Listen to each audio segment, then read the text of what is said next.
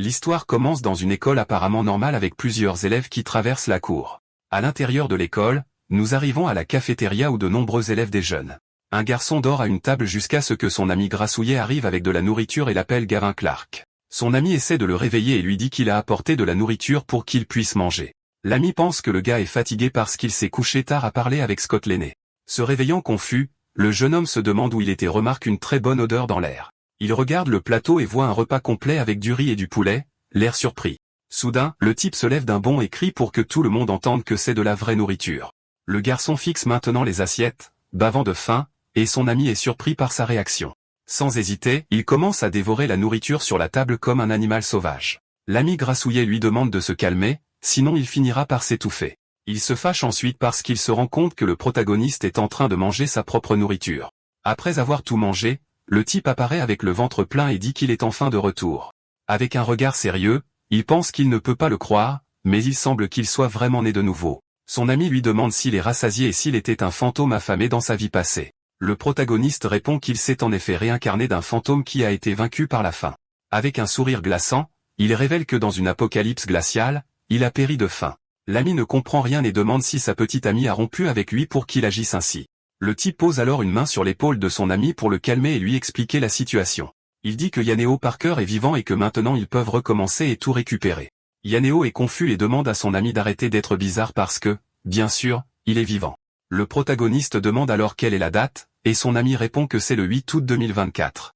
Le type explique que dans un demi-mois, le monde entrera dans une ère glaciaire à cause d'un blizzard de 3 mois. Son ami pense que c'est ridicule puisque c'est le milieu de l'été et lui demande s'il a des problèmes.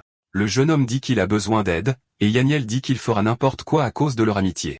Alors le protagoniste demande à emprunter 1 milliard, et son ami recrache sa boisson sous le choc. Le type grassouillet lui demande s'il est sérieux, et le jeune homme confirme qu'il est tout à fait sérieux. Yaniel refuse immédiatement, disant que même s'il vendait son propre père, il ne pourrait pas obtenir 1 milliard. Le protagoniste demande combien il vendrait son père, et Yaniel suppose environ 500 millions au maximum. Le type s'irrite et crie que c'est Yaniel qui vend son père, le qualifiant de sans cœur. À ce moment-là, un couple passe devant eux, et le type blond dit qu'il a réservé une chambre privée pour eux deux. Les deux amis regardent alors dans la direction du couple qui vient de passer. Ce type, Zach, dit qu'il va montrer quelque chose d'énorme à Xenia après le dîner, et elle aime l'idée. Yaniel reconnaît la fille comme étant Xenia et souligne qu'elle trompe son ami avec Zach Young. Le couple se retourne alors et se retrouve face à face avec les deux types qui se tiennent là, en train de tout regarder. Xenia est choquée et demande ce que Gavin fait là avec un regard stupéfait sur son visage. L'ami grassouillet se met en colère et dit que Gavin a économisé pour lui acheter des vêtements chers. La fille s'en fiche et dit qu'elle n'expliquera rien parce que c'est exactement ce que ça a l'air. Le protagoniste a un flashback de sa vie passée où il a pris soin d'elle après qu'elle ait été abandonnée. Il se souvient qu'elle l'a trahi plusieurs fois et qu'il est décédé de faim à cause d'elle. Son ami essaie de convaincre Gavin de partir puisque la fille ne le cache même plus, mais le type dit qu'il n'est pas pressé. Yaniel est confus et demande pourquoi il resterait parce que juste la regarder le rend malade. Zach se moque du protagoniste, disant que Xenia l'a traité de collant, et il semble qu'elle avait raison. La jeune femme dit ensuite à Gavin d'arrêter de la déranger et dit que tout ce qu'il a fait était du harcèlement et qu'elle le trouve dégoûtant. Avec un regard sérieux, le protagoniste demande s'ils ont fini de parler. Le type blond demande s'il ne va pas partir, et Xenia dit que même s'il se mettait à genoux, elle ne le reprendrait pas. Son ami essaie de l'éloigner, mais Gavin demande 5 minutes de plus pour gérer la situation. Yaniel ne comprend pas pourquoi et se demande pourquoi un type sympa comme lui ne peut pas voir qui elle est vraiment. Zachary dit qu'il adorerait voir les tours du type dans 5 minutes, et si c'est divertissant, il lui donnera un prix. Sans hésiter, le protagoniste donne une gifle dure au type blond sur le visage. La fille est choquée par la scène et crie désespérément le nom de Zach. L'ami et tous les autres autour sont laissés bouche bée par ce qui vient de se passer. Se tenant le visage, le type blond se met en colère et demande comment le type ose le frapper. Zach lève alors le poing de colère et se prépare à rendre l'attaque. Il crie qu'il va finir le protagoniste, mais le type aux cheveux foncés reste calme et immobile au même endroit. Avant que le type blond ne puisse faire quoi que ce soit, Gavin le frappe avec un coup de pied au visage et lui dit de se perdre. L'ami grassouillet est impressionné par la force de son copain et se demande à quel point il est dur. Avec Zach au sol, Xenia accourt, inquiète de savoir s'il va bien. Elle crie sur Gavin, lui disant qu'il a de gros problèmes pour avoir touché les cheveux d'une grande entreprise. Le type blond se lève et dit qu'il est ceinture noire en taekwondo et qu'il ne perdra pas contre un punk. Sans même donner au type blond le temps de réagir, le protagoniste lui assène un autre coup de poing et le traite de déchet. Il pense que l'apocalypse était une chance d'apprendre à se battre et qu'il est facile de s'occuper d'un type comme celui-ci. Son ami est choqué par la force de son copain et lui demande depuis quand il est devenu si fort. La fille se met en colère et crie que le type va regretter d'avoir blessé Zach. Elle dit ensuite au protagoniste de se mettre à genoux et de s'excuser, sinon elle ne lui pardonnera jamais. À bout de patience, le type gifle la jeune femme sur le visage et lui demande qui elle pense être. Le type blond se lève, furieux, et menace de détruire le protagoniste, disant que ce sera aussi facile que d'écraser une fourmi. Mais avant qu'il ne puisse faire quoi que ce soit, le protagoniste lui assène un uppercut au menton. Saisissant l'occasion, le type aux cheveux foncés attrape rapidement quelque chose dans la poche de la veste du blond. Il révèle ensuite une bombe aérosol et dit qu'il savait qu'il trouverait ça sur lui. Le type blond crie désespérément et dit au protagoniste de lui rendre l'objet immédiatement. Avec un sourire narquois, le type aux cheveux foncés demande combien de filles il a déjà blessées en utilisant cet objet. L'autre type nie tout et essaie de récupérer le spray, disant qu'il ne sait pas de quoi il parle. Sans perdre de temps, le protagoniste vaporise tout le contenu de la bombe sur le visage du type blond. Il commence à hurler de douleur, et la fille accourt, inquiète de voir ce qui s'est passé. Elle demande ce qui ne va pas, mais le type blond lui dit de s'éloigner et de rester loin de lui. Les yeux du type deviennent étranges, et il semble complètement hors de son esprit. Il se tourne ensuite et attrape la fille à côté de lui avec un regard fou. Complètement hors de contrôle, le type aux cheveux blonds finit par déchirer la robe de la jeune femme devant tout le monde. La fille panique et lui crie d'arrêter parce qu'ils sont au milieu de la cafétéria. La fille crie désespérément à l'aide pendant que Zach continue de l'attaquer de manière incontrôlable. Le protagoniste annonce que les 5 minutes sont écoulées, et son ami est encore sous le choc de la scène. Il explique que le spray était une substance qui fait perdre ses sens à une personne et la transforme en bête. Son ami s'inquiète de la police, mais le gars dit que Zach ne prendrait pas le risque d'être exposé. Et aussi, étant très fier, les cheveux du groupe du dragon essaieraient de se venger par eux-mêmes. Yaniel est d'accord et dit que, étant donné sa personnalité, il s'en occuperait en privé. En quittant la cafétéria, le gros demande où ils vont maintenant. Avec un sourire sur son visage, le protagoniste répond qu'il va vendre sa maison. Ils arrivent bientôt dans une agence immobilière, et l'ami semble très inquiet de cette idée. Il s'interroge sur la vente de la seule maison de ses parents, mais le gars est complètement décidé. Le jeune homme pense qu'avec cet argent, il doit faire des réserves de provisions pour l'apocalypse. L'agent immobilier lui remet les papiers et lui fait remarquer qu'il n'y a pas d'urgence à vendre avec des prix aussi élevés. En quittant l'endroit, l'ami demande quel sera leur prochain arrêt. Le protagoniste annonce alors avec un sourire qu'il est temps de dépenser de l'argent. Peu de temps après, les deux amis arrivent dans un très grand supermarché. Le gars commence à demander à l'employé 1000 unités de farine de riz et d'huile, et il demande également 10 000 unités de chacune des conserves sur l'étagère. Le vendeur est complètement choqué par la commande et demande si le monsieur est sûr. Le jeune homme confirme et son ami plaisante, lui demandant s'il ouvre son propre supermarché. Il demande ensuite si le magasin fait des livraisons, et l'employé dit que oui. Il s'occupe de tout. Le gars demande si la famille de son ami a un entrepôt, et Yaniel se demande s'il va tout y stocker. Le jeune homme demande ensuite à emprunter l'entrepôt et l'adresse pour pouvoir aller acheter plus de choses. À ce moment-là, deux filles apparaissent dans le supermarché, Isal, en train de regarder les gars. Elles le reconnaissent et se moquent de lui pour avoir été trompé, se demandant comment il peut se permettre de faire ses courses dans cet endroit. Ensuite, il commande 5 ordinateurs de pointe et 10 téléviseurs et consoles de jeux vidéo. Le gars pense qu'avec l'apocalypse, le divertissement sera essentiel pour passer le temps. L'employé est super excité et l'appelle le plus gros client de l'année, laissant les deux autres choqués. Les filles sont choquées par le coup et se demandent comment un pauvre type comme lui a autant d'argent. Le protagoniste demande ensuite à ce que tous les appareils électroniques et les vestes d'hiver soient emballés. La fille aux cheveux violets se demande s'il est vraiment pauvre puisqu'il a déjà dépensé plus de 1 million. Elles en concluent qu'il est un riche déguisé et que c'est une énorme opportunité pour elle. Le gars pense qu'il est presque prêt pour l'apocalypse et qu'il doit maintenant se concentrer sur quelque chose de plus important. Une voix féminine le salue, et le gars la reconnaît instantanément avec un regard sérieux. Les deux s'approchent et le complimentent, disant qu'il est soudainement devenu beaucoup plus beau. Il se souvient que pendant l'apocalypse, elles ont dirigé des voyous et l'ont une fois volé, le laissant presque gelé. Celle aux cheveux violets demande pourquoi il est si silencieux et l'invite à manger un morceau. Le gars accepte l'invitation et demande à son ami de ramener les choses pendant qu'il s'occupe de quelque chose. Les filles se réjouissent que l'idiot ait accepté et prévoit de dépenser tout son argent dans un restaurant chic. Le protagoniste dit qu'il meurt de faim et quitte le marché avec les deux filles. Peu de temps après, le trio arrive devant un bâtiment qui a l'air très cher et luxueux. Les filles l'emmènent au restaurant, et il fait semblant d'être surpris par le prix élevé de l'endroit. Une fois à l'intérieur de cet endroit chic, l'une des filles demande au gars ce qu'il pense de la nourriture là-bas. En regardant le menu, le protagoniste fait semblant d'être choqué et demande si ce n'est pas un peu trop cher. Les deux s'en moquent et disent que s'ils ne commandent rien, elles commanderont pour elles-mêmes. Celle en robe verte commande alors tous les plats les plus chers du menu à la serveuse. 1 heure plus tard, la fille aux cheveux violets dit qu'elle est super pleine car elle n'avait pas mangé autant depuis longtemps. Elle a demandé à Gavin comment était son repas, et il a dit que c'était super, mais qu'il devait s'absenter un peu. Le protagoniste se lève alors de la table et se dirige calmement vers la réception. Là, il ignore la facture et leur demande de préparer 100 tables avec les mêmes plats dans 10 jours. La mâchoire de l'employé tombe à la demande, et elle demande si le monsieur est sûr de cela. Le gars tend juste à la fille une carte VP et dit qu'il peut tout payer à l'avance. Il se souvient avoir mangé des aliments en conserve pendant l'apocalypse et veut s'assurer une bonne nourriture pour l'avenir. Les filles pensent qu'il est allé payer et l'appellent un riche idiot, prévoyant d'aller acheter des sacs à main après. La réceptionniste confirme l'énorme commande et demande ensuite la facture de leur table. Avec un sourire victorieux, le jeune homme reprend sa carte et dit qu'elles peuvent payer elles-mêmes. Il pense qu'il a dépensé presque tout l'argent de la maison et qu'il est maintenant temps de contracter des prêts. Le gars commence alors à accéder à divers sites web de prêts en ligne sur son téléphone. En marchant dans la rue, il se réjouit d'avoir obtenu 2 700 000,0 de 36 entreprises. Soudain, le téléphone portable du protagoniste commence à sonner, et le nom de Sharon apparaît à l'écran. À l'autre bout du fil, la fille crie furieusement en demandant où il est passé. Au téléphone, le gars dit que quelque chose d'inattendu est arrivé et qu'il est déjà en route pour rentrer chez lui. Avec un sourire moqueur, il demande alors pourquoi ce serait à lui de payer la facture. À l'autre bout du fil, la fille hurle qu'il est celui qui les a invités à manger. Le jeune homme rétorque qu'il ne les a jamais invités et que ce sont elles qui l'ont traîné là-bas. Celle aux cheveux violets se met en colère et demande s'il s'attend à ce qu'elle paie pour cette nourriture chère. Il se moque d'elle et demande pourquoi elles se plaignent du prix si elles ont insisté pour commander les plats précieux. Un homme dans le restaurant les traite de honte et dit que Gavin est un perdant qui ne peut pas payer. Elle demande ensuite à la réceptionniste s'il est vrai qu'il a commandé 100 tables, et la fille le confirme.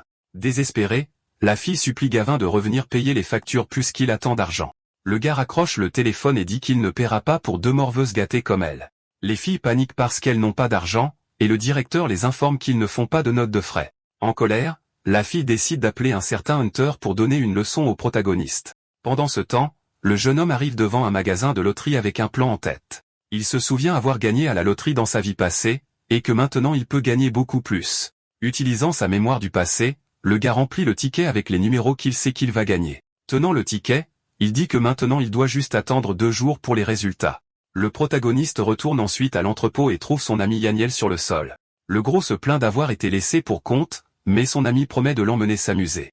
À l'intérieur de l'entrepôt rempli de boîtes, son ami demande quel est l'intérêt de dépenser autant. Le jeune homme explique que pendant l'apocalypse, ses provisions sauveront des vies et demande à Yaniel de lui faire confiance. Son pote dit que si le type n'avait pas l'air si normal, il penserait que son ami est devenu fou. Le protagoniste sourit et dit qu'il n'y a pas d'urgence car dans quelques jours, le gros le croira. Soudain, des types étranges débarquent, et l'un d'eux demande si c'est bien Gavin Clark. Le jeune homme confirme son identité et demande si ce sont des hommes de main pour un certain Hunter. Un chauve avec une batte l'accuse de fréquenter la femme de Hunter et le traite d'audacieux. Le pote grassouillet a peur et menace d'appeler la police alors que les voyous les encerclent. Le chauve ricane et le défie d'appeler pour voir qui arrivera en premier, la police ou lui. Le protagoniste intervient alors et dit à son ami qu'il n'a pas besoin d'appeler les autorités. Les voyous se moquent de l'attitude du jeune homme et le traitent de lâche car il ne veut pas impliquer la police. Le pote grassouillet essaie de négocier et dit que son père est à la tête d'une grande entreprise de construction. Le chauve reconnaît le nom et dit qu'il ne le touchera pas, mais que leur cible est Gavin.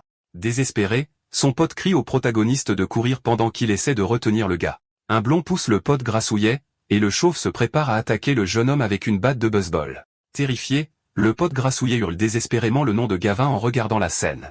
Le protagoniste arrête la batte d'une main et dit que l'attaque était lente et que le type ne s'est jamais entraîné. Ensuite, il donne un coup de pied puissant dans l'estomac du chauve, faisant tomber la batte à l'homme. Le grand crache un peu de sang et demande comment le petit morveux a osé faire ça. Le jeune homme ramasse la batte sur le sol et donne un coup solide en plein visage du voyou. Le coup est si fort que la batte s'écrase directement dans la bouche du chauve, le laissant en état de choc. Les autres voyous ont peur et disent que le gamin est impitoyable parce qu'il a complètement assommé le chauve. Avec la batte sur l'épaule, le protagoniste sourit et défie tous les autres de venir l'attaquer ensemble. Pointant du doigt les voyous, il les fixe avec un regard plein de confiance et de détermination. Le blond crie alors à ses potes de tout donner et de finir le gamin. Avec des mouvements rapides et précis, le jeune homme élimine tous les voyous et semble s'amuser. Le pote grassouillet est choqué et se demande si c'est toujours le même Gavin qu'il connaissait.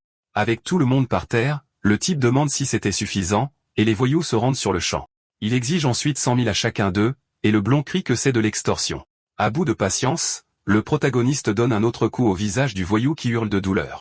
Le type menace de leur casser les jambes s'il ne se dépêche pas de faire le virement. Un peu plus tard, le téléphone du jeune homme reçoit une notification de 600 000 sur son compte.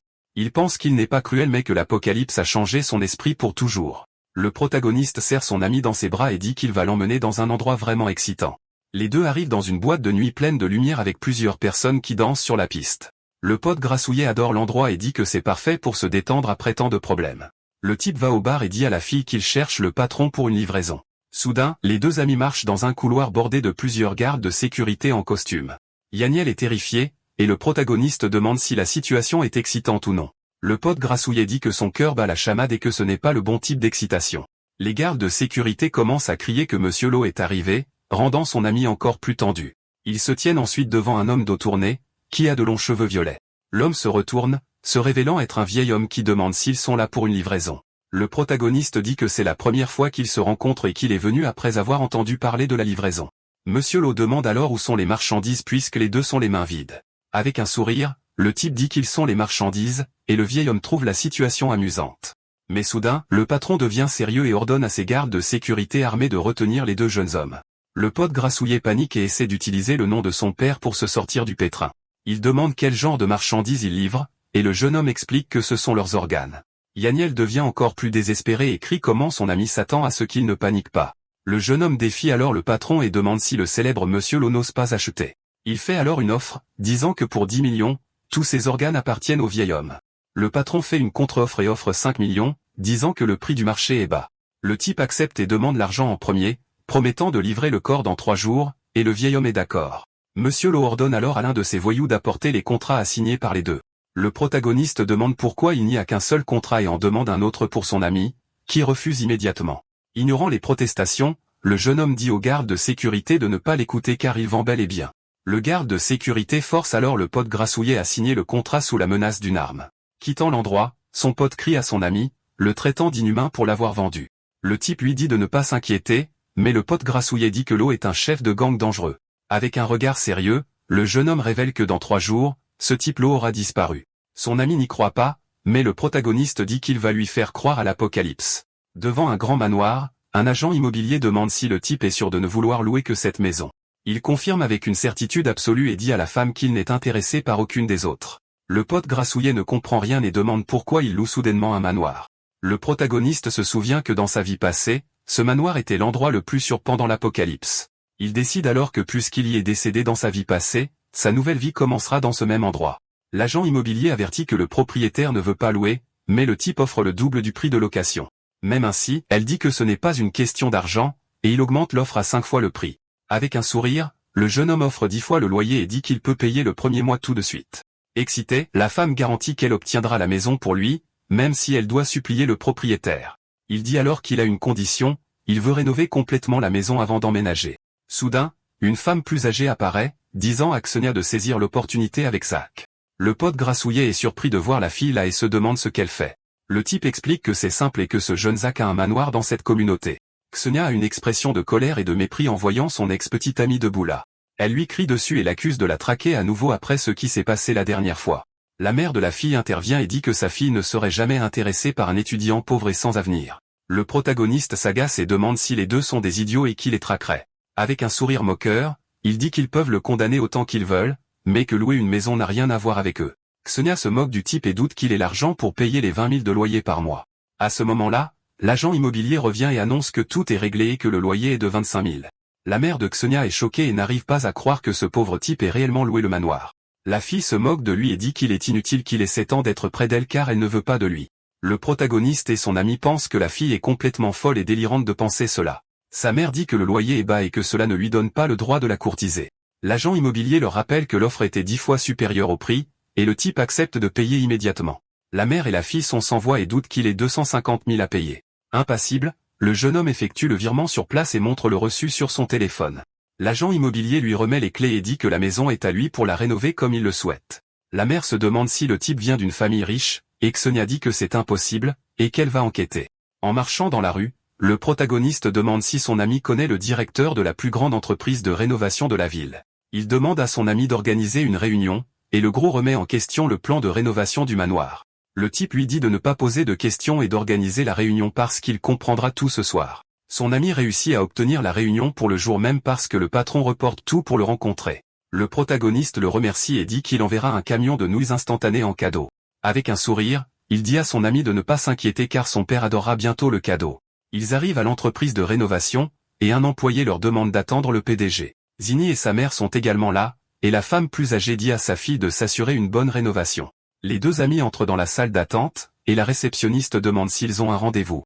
La fille se met en colère en les voyant et l'accuse de la suivre jusqu'à l'entreprise de rénovation. Le protagoniste perd patience et se demande pourquoi il continue de croiser ces deux idiots. Ksenia se moque de l'ami du protagoniste et dit qu'il est insensé de rénover un endroit qui ne lui appartient pas. Le type se présente à la réceptionniste et dit qu'il a un rendez-vous prévu à cette heure-là. La mère et la fille doutent qu'il soit là pour une rénovation et pensent qu'il ne fait que se montrer. Un homme corpulent en costume arrive et demande à l'employé où se trouve la personne avec qui il a un rendez-vous. La réceptionniste pointe vers le groupe et dit que la personne est là, en train d'attendre. La mère de Ksenia est toute excitée de voir Monsieur Zhao et loue l'influence de Zach. Elle se tourne ensuite vers le protagoniste et lui frotte la différence de statut au visage.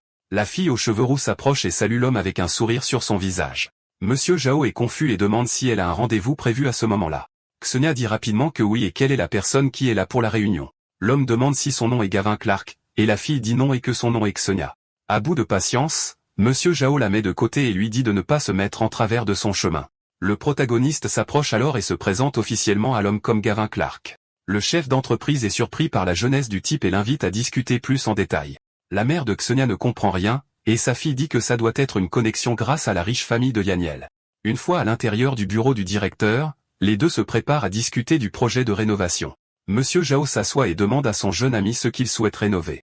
Avec un sourire confiant, le protagoniste répond qu'il veut rénover un manoir entier. L'homme dit que c'est un petit travail et qu'il demandera à son directeur de la conception de s'en occuper. Mais le type insiste et dit qu'il serait préférable que Monsieur Zhao lui-même en discute personnellement. Monsieur Zhao dit que, pour être honnête, il est très occupé et ne s'occupe que des grands projets. Le protagoniste lui assure alors qu'il s'agit d'un grand projet, et l'homme demande quel est le budget.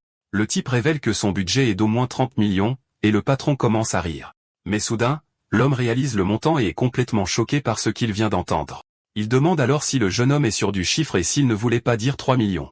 Avec un sourire confiant, le type confirme que le budget total est de 30 millions. Un directeur se présente pour aider, mais le patron le renvoie sur le champ et dit qu'il s'occupera de tout lui-même. Monsieur Zoé commente qu'avec cet argent, il pourrait acheter un manoir et demande en quoi consiste la rénovation. En réponse, le protagoniste lui tend un rouleau de papier et dit que les plans du projet sont à l'intérieur. En analysant les papiers, l'homme est choqué et demande s'il construit une forteresse. Le jeune homme dit qu'il peut payer plus si nécessaire et que la seule exigence est de terminer dans un délai d'un demi-mois. Le patron trouve le projet difficile et dit qu'il ressemble à un bunker de guerre pour l'apocalypse. Le type lui dit alors de supposer que c'est l'apocalypse et offre un acompte de 20 millions. Avec un regard déterminé, l'homme accepte le travail et promet de mobiliser toutes les ressources de l'entreprise. En quittant les lieux, le gros ami panique et dit qu'il est fou de dépenser 35 millions dans une maison louée. Le protagoniste avertit que l'argent n'aura bientôt plus de valeur, et son ami demande d'où vient l'argent. Il révèle alors qu'il a contracté 10 millions de prêts, et Yaniel dit que l'apocalypse a intérêt à être réel. Dehors, Ksenia le provoque et lui demande combien il a dépensé pour essayer d'attirer son attention. Déjà à bout de patience, le type lui dit de se mêler de ses affaires et dit que ça ne la regarde pas. La mère de la fille se vante que sa fille a dépensé 1 million et dit que c'est ça, le vrai pouvoir. Le gros ami intervient et dit que 1 million, ce n'est rien parce que Gavin en a dépensé 35. Ksenia se met à rire et dit qu'elle le croirait si c'était 500 000, mais pas 35 millions. Le protagoniste la défie alors, lui demandant si elle l'appellerait papa s'il avait vraiment dépensé autant. La fille dit qu'elle a déjà enquêté et sait qu'il a obtenu au plus 3 millions de sa maison. Sa mère se joint à la blague et dit qu'elle l'appellera papa s'il a vraiment dépensé tout ça. Un employé apparaît et lui remet le contrat que le type a oublié de prendre en partant. La femme plus âgée arrache le papier et dit qu'elle va exposer son mensonge devant tout le monde. Mais en lisant le document, son expression change complètement et sa mâchoire se décroche. Sa fille demande ce qui ne va pas, et la mère est sans voix quand elle voit le montant inscrit sur le papier. Avec un air de panique, la femme révèle que le montant sur le contrat est vraiment de 35 millions. Désespérément, elle crie que le contrat est faux car il est impossible pour lui d'avoir autant d'argent. L'employé défend l'entreprise et dit que le contrat a été signé par le patron et qu'il n'est pas faux. Le protagoniste s'approche de la femme et lui rappelle sa promesse de l'appeler papa. Sans hésiter, il gifle la femme au visage, l'envoyant voler sur le côté. Le gros ami célèbre la scène, et le type dit qu'il est temps pour eux de partir. Ksenia hurle furieusement et jure qu'elle ne lui pardonnera jamais de l'avoir humilié comme ça. À la tombée de la nuit, les deux amis retournent au manoir qu'ils venaient de louer ce jour-là. Le gros type ne comprend rien et demande pourquoi ils sont de retour à cet endroit. Le protagoniste sourit et dit que maintenant, il va lui faire croire que l'apocalypse arrive. Son ami pense que le type agit bizarrement et soit il est devenu fou, soit l'apocalypse est réel. L'ami grassouillet se plaint du froid et dit que le temps est bizarre pour un mois de juillet. Son téléphone à la main, le protagoniste dit que le moment fatidique approche. Soudain, une étoile filante traverse le ciel, et le gars dit qu'elle est enfin arrivée. Son pote ne comprend pas et demande ce qu'il y a de spécial avec une simple étoile filante. Le jeune homme explique que l'apocalypse arrivera bientôt, mais qu'il y a des signes avant-coureurs clairs. Le gars grassouillet pointe le ciel, effrayé, et dit que l'étoile semble foncer droit sur eux. Le protagoniste révèle que l'étoile confère des pouvoirs, et c'est pourquoi le quartier est devenu une base. Il se souvient qu'une de ces étoiles est tombée sur le manoir et a été trouvée par un voleur. Son ami panique et crie à l'autre de courir parce que l'étoile va les frapper de plein fouet. Mais le gars reste planté là avec un sourire, dit que cette opportunité est pour lui. Le gars grassouillet essaie de l'arrêter et lui demande s'il a une sorte de désir de mort. Le corps du protagoniste est enveloppé d'une lumière dorée, et il semble flotter dans les airs. Son ami est sous le choc et pense que c'est la fin parce que Gavin a été écrasé par l'étoile filante. Mais à sa grande surprise, le gars va bien et dit que ses attributs physiques ont quintuplé. Avec une aura dorée autour de lui, il se tourne vers son pote et lui demande s'il le croit maintenant. Le gars grassouillet et sans voix, avec de grands yeux, demande si son ami n'est pas parti. Le protagoniste sourit et dit que non seulement il est vivant, mais qu'il a également acquis une capacité spéciale. Son ami ne voit pas de différence et demande comment il est devenu plus fort s'il a l'air le même qu'avant. Le gars pose alors une main sur l'épaule de son ami grassouillet, qui est confus par cette action. Avec une force incroyable, il soulève son ami dans les airs d'une seule main, le laissant choqué. Avec un sourire confiant, le gars demande si son ami le croit enfin. L'ami panique parce qu'il pèse plus de 90 kilos et a été facilement soulevé d'une seule main. Suspendu dans les airs par son compagnon, le jeune homme est surpris et demande ce qui se passe. Avec un sourire confiant, son sauveur lui dit de descendre immédiatement. Il saute alors du haut du manoir, et son ami hurle de panique, craignant le pire pour eux deux. Atterrissant en toute sécurité avec son ami dans ses bras, un impact puissant se fait sentir sur le sol. Le compagnon plus robuste est complètement choqué et se demande s'il va bien après la chute. Un sourire apparaît sur le visage du héros alors qu'il demande si l'autre le croit maintenant. La réponse est oui, puisqu'il a survécu au saut. Pendant ce temps, Xenia et sa mère sont à l'intérieur de la maison, et la femme plus âgée demande ce que regarde sa fille. La fille répond qu'elle a vu une étoile filante atterrir près du manoir de Gavin, que sa mère déteste. Avec un sourire, Xenia rassure sa mère, disant que Zach reviendra pour se venger de Gavin. La matriarche entend la sonnette et semble surprise par le bruit soudain. Zach Young apparaît à la porte. La femme l'accueille joyeusement, et il demande où est Xenia. La jeune femme apparaît avec un regard séducteur, appelant Zach par son nom pour attirer son attention. Zach la tient d'une manière suggestive et lui dit de se dépêcher car il est très excité. La mère de la fille est toujours là, et Zach lui dit d'aller faire bouillir de l'eau. Xenia dit à son petit ami de ne pas se précipiter et mentionne que Gavin a également emménagé dans le quartier. La fureur s'empare de Zach, qui fulmine que Gavin ait osé se montrer avant qu'il ait eu la chance de le chercher. La mère de la fille révèle à Zach que Gavin a loué un manoir dans le quartier pour être proche de Xenia. Avec un regard de colère, Zach promet qu'il va passer un coup de fil qui fera regretter à son rival cela pour le reste de sa vie. Avec une expression furieuse, il passe un coup de fil et demande à parler à un homme nommé Biao. Ensuite, une enseigne au néon montre l'entrée d'un endroit appelé Box Club. Sur un ring, deux combattants s'affrontent pendant que quelqu'un dans la foule crie à l'un d'eux de foncer. Zach est au téléphone, souriant, et offre 200 000 pour que son contact s'occupe de quelqu'un. Biao, le combattant avec la Mohawk, répond qu'il comprend et qu'il sera de retour dans 2 heures. Le boxeur dit à son adversaire d'arrêter le combat parce qu'il a un travail à faire. L'adversaire de Biao s'agace, le traite de rookie arrogant et lui demande s'il veut un vrai combat. Biao assène un coup de poing puissant à son rival, le mettant KO du match. La foule est sous le choc, commentant que Biao est le nouveau champion de boxe underground.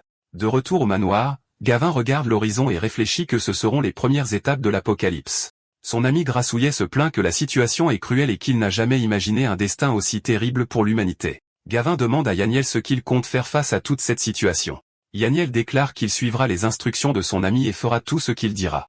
Sur un ton plaisant, son guide lui dit de commencer par vendre son propre père pour obtenir de l'argent. Le jeune homme répond que son père a des biens, mais qu'il ne croira pas à l'apocalypse.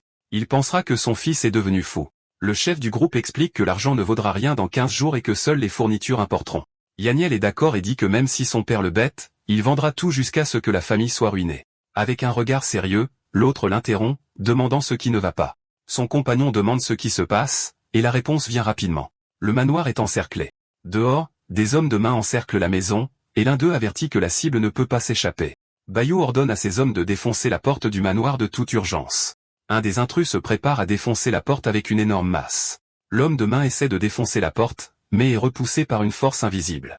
À l'intérieur, les deux amis regardent l'homme tomber, et Yaniel demande qui sont les intrus. B est surpris et se demande si le résident les a remarqués, se demandant s'il est aussi un combattant entraîné. Le résident reconnaît Biao et l'appelle par son nom complet, Duan ou Biao. Confus, le combattant demande comment ils se connaissent. Dans ses pensées, le héros de la maison se souvient que Bio était l'un des rares chanceux qui ont acquis des pouvoirs dans l'Apocalypse et ont gardé sa conscience. Bio menace le jeune homme, disant qu'il ne va pas y aller doucement et qu'il va le mettre au lit pendant 6 mois. Avec un sourire confiant, le défenseur du manoir rétorque qu'il n'y ira pas doucement non plus et dit à l'attaquant de s'en aller. Agacé par l'attitude, Biao charge pour attaquer avec un coup de poing puissant. La cible esquive l'attaque en pensant que les mouvements du combattant sont trop lents. Biao essaie de le frapper à nouveau, mais le coup est esquivé une fois de plus. La contre-attaque vient avec un coup de poing puissant à l'estomac, qui met Biao au sol. Les hommes de main sont choqués de voir leur patron au sol, trouvant la scène incroyable. Biao lutte pour se relever pendant que son adversaire demande s'il va abandonner. Le champion underground refuse d'abandonner, affirmant que la personne capable de le faire soumettre n'est pas encore née. D'un coup de pied, le défenseur le terrasse à nouveau, le laissant gravement blessé. Il demande ensuite à Bio ce qu'il a pensé du combat, mais l'homme reste au sol, blessé. Le combattant répond qu'il est incroyable d'être si impuissant, mais il refuse toujours d'abandonner. Souriant, son adversaire dit que ce serait ennuyeux s'il se rendait facilement et propose un moyen de sauver sa sœur. Choqué, Biao demande comment il a su pour la maladie de sa sœur. Une image montre le combattant assis à côté du lit de sa sœur malade avec une expression triste. L'homme mystérieux explique que Biao se bat pour récolter de l'argent afin de sauver sa sœur, qui a une maladie incurable. Biao, maintenant plein d'espoir, demande si celui qui sait tout peut vraiment guérir sa maladie. Avec un sourire, le jeune homme prétend être le seul au monde à savoir comment la sauver et dit qu'il doit croire. Le combattant le croit car il a été vaincu et demande ce qu'il doit faire pour sauver sa sœur. La condition est donnée avec un sourire, battre Zack Young assez mal pour le mettre au lit pendant un demi-mois. Un regard de fureur apparaît sur le visage de Bayou alors qu'il planifie déjà comment il va s'occuper de Zack. Le combattant rassemble ses hommes de main et leur ordonne de le suivre pour mener à bien la nouvelle mission. L'un des hommes demande s'il croit vraiment l'étranger, et Biel confirme, disant qu'il est son dernier espoir. Dans son manoir, Zack Young suppose que Gavin doit déjà être à l'hôpital et qu'il est temps de passer à l'action. Xonia est avec Zack, et la fille le traite de terrible avec un sourire espiègle. Soudain, des coups forts à la porte surprennent Zack. La mère de Xonia est agacée par l'interruption au milieu de la nuit et va répondre. La femme ouvre la porte et demande qui sont ces gens qui envahissent sa maison. Biao dit à la dame de se pousser pour qu'il puisse entrer rapidement. La mère de Xonia gronde le combattant, le traitant d'impoli pour avoir fait irruption dans sa maison. Biao répond par un coup de poing puissant et lui dit de se pousser de son chemin. Une fois à l'intérieur du manoir, Zack demande si le travail a été fait. Zack s'approche de Biao et lui tend 200 000, disant qu'il n'avait pas besoin de venir en personne. La réponse de Biao est un coup de poing puissant qui frappe Zack en plein visage. Xonia a peur de voir son petit ami saigner et demande à Biao ce qu'il fait. Le combattant ignore la demande de Xonia et ordonne à ses hommes d'attaquer Zack. Les hommes de main commencent à frapper et à donner des coups de pied à Zack au sol avec une grande colère. La victime supplie Biao d'arrêter de le menacer et dit que sa famille le jetterait dans le caniveau. Biao dit à ses hommes de cesser l'attaque pendant un moment. Agacé, Zack dit que Bio a fait une énorme erreur en l'attaquant. Le chef de groupe ignore ses paroles et dit à ses hommes d'attacher et de brutaliser à nouveau la cible. Zack panique en traitant Biao de fou pour avoir fait ça. L'attaquant demande alors qui est Gavin Clark et exige une explication pour tout cela. Accroché la tête en bas, la cible révèle qu'il n'a accès qu'à 10 millions et qu'il a besoin d'une approbation pour plus. Biao exige qu'il transfère immédiatement les 10 millions sur son compte. Le téléphone de Gavin affiche un SMS avec une notification de réception d'argent. Son ami lui dit que le professeur a envoyé un message concernant une séance de formation pratique, mais le jeune homme dit qu'il n'y va pas. En apprenant que la formation est près de North New City, il change d'avis. Avec un sourire, le jeune homme décide de participer car il prévoyait déjà d'explorer cet endroit. Son téléphone sonne, son beau, rapportant que Zack Young a couvert 10 millions et que l'argent a déjà été envoyé. Devant un magasin de loterie, le jeune homme pense à vérifier les billets qu'il a achetés. Il réfléchit au fait que s'il gagne à la loterie, il peut acheter beaucoup de fournitures pour l'Apocalypse. Un peu plus tard, il se fâche de ne pas avoir gagné et se demande comment cela a pu arriver. Le stratège pense que rien n'a changé et que peut-être le directeur des événements a une longueur d'avance sur lui. Il en conclut qu'il doit trouver un autre moyen de gagner beaucoup d'argent pour se préparer. Des étudiants se rassemblent devant un bus pour la formation pratique en finance. Les filles qui l'ont piégé au restaurant le regardent, agacées, et lui demandent s'il ose se montrer. Avec un sourire sarcastique, il se demande pourquoi il n'oserait pas montrer son visage. Elle le confronte pour être parti sans payer l'addition du restaurant et exige une explication. Avec une expression indifférente, le jeune homme demande ce que cela a à voir avec lui. Une des filles avec un sourire central lui demande de payer la dette, promettant qu'elles feront n'importe quoi en retour. L'autre, excité, dit qu'il a appris à être mauvais et que pour 20 000, elles ne retourneront pas au dortoir. Souriant malicieusement, le débiteur dit qu'elles doivent d'abord lui prêter 40 000. Le jeune homme s'éloigne des filles avec un sourire, prêt pour un nouveau plan de collecte de fonds.